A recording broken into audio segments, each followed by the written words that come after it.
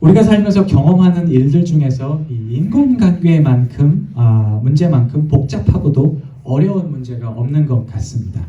남녀노소, 사회적 위치, 생활의 수준과 상관없이 심지어는 가정 안에서도 이 관계의 문제는 이 사람을 만나게 되는 상황에 처했을 때 언제든지 생길 수 있는 문제예요. 제가 최근에 이곳에 이사를 왔어요. 저쪽 사우스 웨스트 매스포드죠.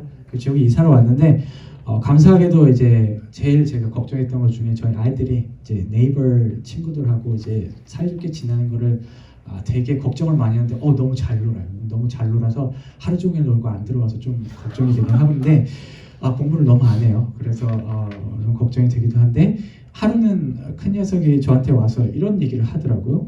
누구는 친하고 누구는 친하지 않아서 잘 놀지 않아.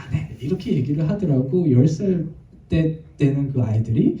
그래서 이 작은 어린 아이들 세계에서도 이 관계의 문제가 생기고 이것을 해결하는 문제가 참 어렵구나 하는 생각이 들었습니다. 저는 오늘 로마서의 말씀을 통해서 이 관계의 문제에 대해서 생각해 보고자 해요. 특히 사도 바울이 교회 내부에서 성도들 사이의 갈등을 어떻게 접근했는지에 대해 깊이 생각함으로써 이 문제의 성서적 해결 방향에 대해 이야기를 나누고자 합니다. 이제 바울 서신들이라고 하죠. Pauline letters라고 하는데 이 letters들을 쭉 살펴보면 몇 가지 반복해서 나오는 주제들이 있어요.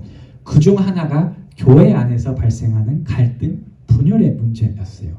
오늘 본문 로마서뿐만이 아니라 바울 서신, Pauline letters 곳곳에서 이런 얘기를 하죠. 다들 그만 싸우고 좀 사이좋게 잘들 지내십시오 하는 권고의 말씀을 쭉 해나가고 계십니다. 반복되는 바울의 이러한 권고를 보면 초기 기독교인들이 참 이해심이 많이 없었다라는 그런 생각을 할 수도 있는데 사실 그들 상황 안으로 들어가 보면 그럴 수밖에 없는 여건이었다라는 것을 금세 알게 돼요. 당시 교회는 지금처럼 조직이 잘 돼 있고 또 인종과 또 추구하는 방향에 따라서 교회가 나눠져 있지 않았습니다.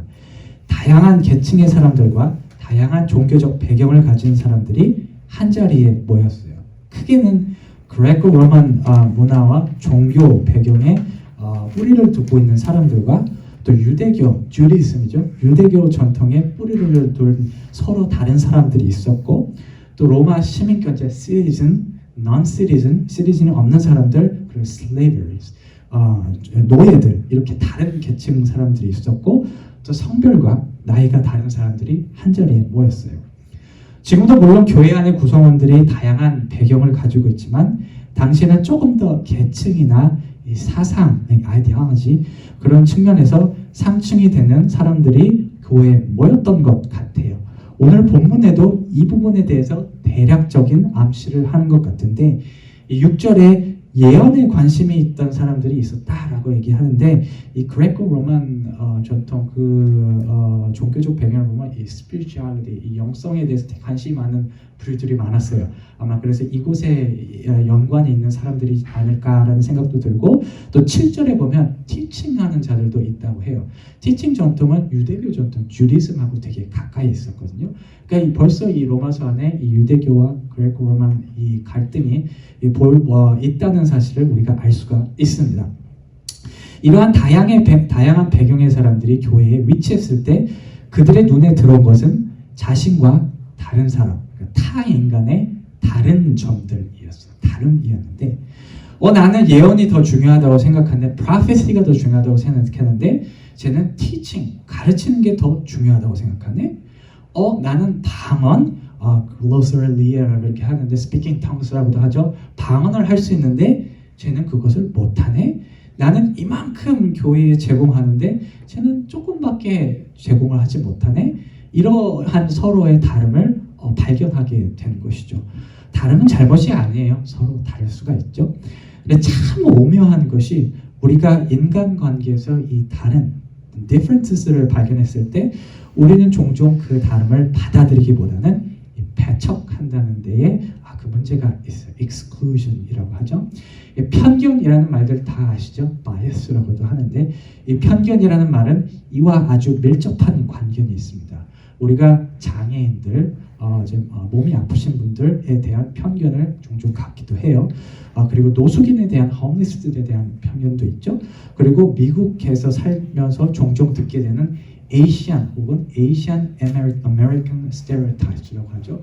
그런 것에서 오는 편견들, 이런 편견들은 나와는 다르기 때문에 이 다른 점에서 이런 싫어하는 마음들, 받아들일 수 없는 마음이 기인하는 것과 연결이 있는 그런 개념이에요.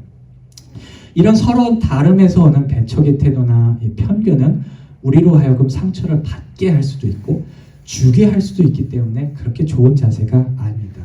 왜 우리가 이런 모습을 갖게 되는지 좀 잘 모르겠어요. 철학자들은 이런 얘기도 해요. 이거는 인간의 본성이다, 아니면 이거는 인간의 집단적 특성이다 라고 얘기를 하는데, 이유에 어찌되었건 오늘 본문의 이 청중줄 어디언스들도 이러한 문제를 안고 있었어요. 특히 바울 선생님의 눈에 들어온 것은 이들이 타인과의 다름을 우월감, superiority라고 하죠. 우월감을 고양시키기 위한 방편으로 받아들였다는 거예요. 본문 3절의 그리스 원어를 중간 부분을 직역하면 바울은 이렇게 얘기하고 있습니다. 자기 자신에 대해서 필요 이상으로 높게 생각하지 말라, 이렇게 얘기를 하고 있어요. 우쭐 내지 말라라는 정도로 이해할 수 있는데, 이는 교회 구성원들이 자신이 남들과 다르다는 것을 통해서 자신을 높이 평가하고 했다는 것을 암시해요. 우월감을 통해서 나와 다른 점이 있는 사람들을 배척한 것이죠. 아이들은 이렇게 얘기해요. 저희 아이들이 꼭 싸우기 전에 하는 말이 있는데, 특히 작은 녀석이 큰 녀석한테 하는 게, 하하 형아 이거 못하지, 난 한다. 형 나 이거 갖고 있지, 나는 갖고 있는데 형 없지, 이런 말을 하는데 아마 이런 개념이 여기도 적용이 될 것 같아요. 이 다름에서 오는 관계 문제에 대해 바울은 두 가지로 접근을 합니다. 하나는 구성하고 있는 공동체 전체에 관심을 두라고 해요. 우리가 서로 어떻게 다르든지 결국 우리는 하나님을 믿는 하나의 공동체다, 혹은 한 배를 탔다, we're on the same boat, 이렇게 얘기를 하죠. 4절과 5절에서 그리스도와 한 몸이 되었다라는 것은 이것을 강조합니다. 또 하나의 접근은 교회 구성원들이 각기 다른 기능과 그 가치에 대한 강조예요. 마치 시계에서 보면, 저는 이제 애플 워치인데 그 애널로그 워치 보면은 톱니바퀴가 있죠. 그게 다 같이 돌아가야 시계가 돌아가는 것처럼 이 한 명 한 명 다른 기능들이 이 전체를 돌아가게 하는 힘이 있다라는 것을 4절부터 8절까지 이렇게 언급을 하고, 또 고린도전서 12장, 에베소서 4장에서도 이런 부분을 얘기를 해요. 이 모든 것들을 종합해 볼 때 우리는 바울이 인간관계 문제를 관점의 측면에서 접근했다라는 것을 알고 있습니다. 퍼스펙티브죠. 우리가 타인과의 다름을 배척과 우월관의 관점에서 조망할 것이 아니라 기능과 공동체의 소속감의 관점에서 보아야 한다는 것이죠. 우리가 서로 다름을 접하면서 흔히 갖는 배타적인 관점을 버려야 한다는 것이에요. 본문 말씀을 여기까지 이렇게 쭉 생각해 보면서 이런 생각이 들었어요. 내가 가지고 있는 관점을 바꾼다는 게 그렇게 쉽나? 말처럼 쉽나? 이런 생각이 들더라고요. 어떤 큰 계기가 있어야 이게 바뀔 수가 있지, 그냥 내가 바꾸려고 해서 바꿔주는 것인가? 라는 생각이 들었어요. 그러면서 이런 생각이 들더라고요. 어렸을 때 학교 다닐 때 선생님들이 종종 이런 질문들을 학생들에게 했어요. 다들 자기가 잘하는 것에 대해서 말해보세요.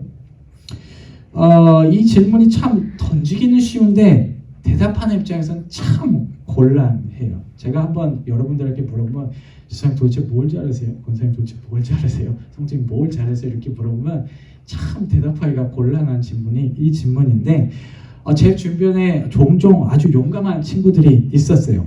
이들의 친구의 대답 중에 한 가지 기억에 남는 것은 먹는 거요 라는 그런 대답이었어요. 너 뭐 잘하니까 나 잘 먹어요? 나 빨리 먹어요? 이렇게 대답을 하더라고요. 그 당시에는 다 웃었죠. 야, 먹는 게 뭐 어떻게 그게 재능이냐? 라고 생각하면서 깔깔거리면서 물었는데, 근데 이 세월이 지나고 한 10년, 20년쯤 지나고 이 먹는 게 실제로 재능이 되는 세상이 되었어요. 많이 먹고 빨리 먹는 것을 이제 영상으로 만들고 이 대단하게 치켜 세워주는 풍조가 한 10년 전부터 생긴 것 같아요. 먹방이라고 하죠. 이게 한국부터 시작했는데 미국까지도 이게 넘어온 것 같아요. 그러니까 단순히 이 먹는 것에 대한 관점이 바뀐 것인데 이에 대한 계기나 분명한 동인이 있었던 것 같아요. 어떻게 하면 이 사람의 관심을 모아서 돈을 만들어냈을까 하는 이런 간절한 생각이 이 관점의 변화를 이루어낸 것 같아요. 이 사람들의 관심을 수익으로 만들어내고자 하는 생각이 이 먹는 것을 재능으로 재조명하게 된 것이죠. 우리가 오늘 본문에서 서로 다름에 대해서 관점을 바꿔야 한다는 것은 알아냈는데 이 인간관계에서 관점의 전환은 이 먹는 것에 대한 사례보다 더 강력한 계기가 필요해 보입니다. 왜냐하면 이 문제는 인간 사회, 교회뿐만이 아니라 인간 모든 사회의 고질적인 문제이기 때문이에요. 바울조차 수없이 이에 대해 초대 교인들에 대해서 수없이 얘기하죠. 바울 사실 그 자신도 이런 문제에 대해서 한때 자유롭지 못했어요. 예수님을 믿기 전에 아주 열정적인 바리새인이었는데 이 바리새인이라는 자신의 신념과 자신의 생각과 다른 사람들은 매우 배척하곤 했어요. 그렇다면 바울은 어떻게 자신과 생각이 다른 믿는 사람들을 배척의 대상이라기보다는 동료로서 인식하고 그들의 다름을 긍정적으로 받아들이게 되었을까요? 두 가지 정도를 생각해 볼 수 있는데 하나는 예수님과의 깊은 만남입니다. 모두를 아시겠지만 바울이 바리새인으로서의 관점을 단번에 버리게 된 계기는 다마스커스로 가는 길에서 만난 예수님 때문이었어요. 예수님께서 그 마음을 만져주셨을 때 그는 새로운 눈으로 세상을 바라보게 되었죠. 비슷한 예로 이 소아시아, 에이시안 마이너에 나는 이쪽으로 가야 돼 이렇게 생각을 했는데 이 바울을 성령님이 마세도니아, 이 그릭 쪽으로 바꿔주셨어요. 그러니까 이러한 바울의 관점 혹은 관심 변화가 우리에게 제시하는 것은 하나님과의 깊은 만남이 있어야 인간관계에 대한 관점 또한 이 전환이 가능하다는 것입니다. 어떻게 보면 진부하게 들릴 수도 있어요. 수없이 듣는 것이 예수님 만나야 돼. 예수님 만나야지 생각도 바뀌어. 예수님 만나야지 우리가 새롭게 살 수 있어. 정말 진부하게 보이기도 하지만 사실 성서의 수많은 인물들이 그 관점을 전환하게 된 계기는 바로 이 하나님 혹은 예수님과의 직접적인 대면이었어요. 제가 욥기에 대해서 논문을 쓰고 있는데 거의 다 썼는데 욥도 그런 수없이 이렇게 하나님께 불만을 갖다가 결국 마지막에 하나님과 만나고 나서 최후에 자신 생각을 바꾸게 되죠. 왜냐하면 이렇게 예수님을 만나야 관점이 바뀔 수 있는 것은 하나님이 우리가 본연적으로 갖지 못한 힘과 능력을 제공할 수 있는 능력이 있기 때문이에요. 믿음이란 이 다름이 아닌 이 하나님의 능력을 신뢰하는 것임을 기억하시기를 바랍니다. 이 초반부에 말했지만 서로 다름에 대한 우리의 배탈성은 우리 인간의 본연의 모습으로 아마 버리는 것이 불가능할지도 몰라요. 그러나 하나님은 그렇게 하시는 것이 가능합니다. 예수님께서 원수를 사랑하라고 마태복음 5장에 말씀하신 것은 우리가 타인을 원수로 바라보는 관점을 버리는 것이 예수님 안에서 가능하기 때문이에요. 이 하나님께서 주시는 깊은 감동을 경험했을 때 내 안에 타인에 대한 미움이 눈 녹듯이 녹는 경험을 한두 번쯤은 해보셨을 거라고 생각을 합니다. 몇 년 전이었죠. 브랜트 진이라는 한 흑인 청년이 자기 형을 이유 없이 이제 건샷이죠. 이제 폴리스인데 off duty policeman woman이었죠. 폴리스였는데 이렇게 자기가 잘못 들어갔어요. 흑인 집에 잘못 들어갔는데 그게 이제 자기를 침입한 줄 알고 총으로 쏴서 죽였어요. 근데 그 총으로 쏴서 죽인 그 brother, younger brother가 이제 법정에 나와서 이제 하는 말이 뭐였냐면 나는 너를 용서한다라고 하면서 이런 말을 했어요. I know if you go to God and ask Him, and He will forgive you. 이렇게 얘기를 해요.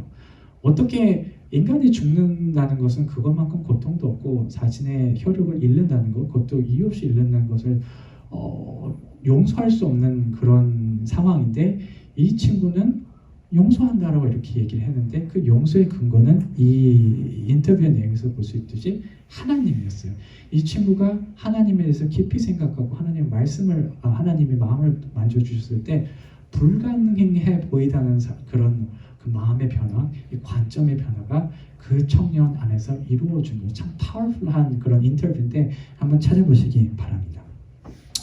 이 바울이 이 다른 이들의 다름을 그대로 받아들일 수 있던 또 하나의 이유는 그가 자신의 부족함을 인식하고 하나님의 관점을 체득하기 위해서 부단히 노력하였기 때문이에요. 바울이 특별한 것은 그가 자신의 인간성에서 기인하는 여러 가지 도전들, 예를 들어 인간관계에서 관련된 도전들을 완벽히 다스리지 못한다는 것을 인식하고 이를 극복하기 위해서 날마다 주님 앞에 엎드렸다는 점이에요. 고린도전서 15장 31절에서 바울은 이렇게 얘기를 하죠. 형제들아 내가 예수 그리스도 우리 주 안에서 가진 바 너희에 대한 자랑을 두고 단언하노니 나는 날마다 죽노라 라고 얘기를 해요. 또 바울은 빌립보서 3장 12절에서 또한 자신의 삶이 신앙인으로서 완성되었다기보다는 이를 위해서 날마다 노력한다라고 얘기를 해요. 이렇게 얘기를 하죠. 내가 이미 얻었다 함도 아니요 온전히 이루었다 함도 아니라 오직 내가 그리스도 예수께 잡힌 바 되었던 그것을 잡으려고 항상 달려가노라. 이 모든 것을 정리해 보면 주님이 주시는 감동 안에서 그리고 주님 앞에서 끊임없는 성찰과 개선의 노력을 통해서 나와 다른 점을 가지고 있는 이들을 바라보는 관점이 온전해질 수 있다는 사실을 알 수가 있습니다. 말씀을 정리할게요. 하나님은 자신이 우리를 사랑하셨던 것처럼 우리 또한 다른 이들을 그렇게 사랑하시기를 원합니다. 이 때문에 예수님은 내 이웃을 내 몸과 같이 사랑하라는 것을 가장 중요한 두 계명 중 하나라고 뽑으셨죠. 저는 오늘 여러분들이 모든 인간관계 가운데 이 하나님께서 원하시는 사랑이 넘쳐나시기를 바랍니다. 이를 위해서 우리가 해야 할 작은 실천이 있다면 먼저 하나님을 깊이 만나고 또 하나는 우리 자신에 대해 하나님 앞에서 깊이 성찰하는 것입니다. 이러한 노력을 통해 우리가 다른 이들을 바라보는 관점이 변하고 우리가 속해 있는 크고 작은 모든 공동체들 안에 사랑이 언제나 흘러넘치시기를 주님의 이름으로 축원합니다.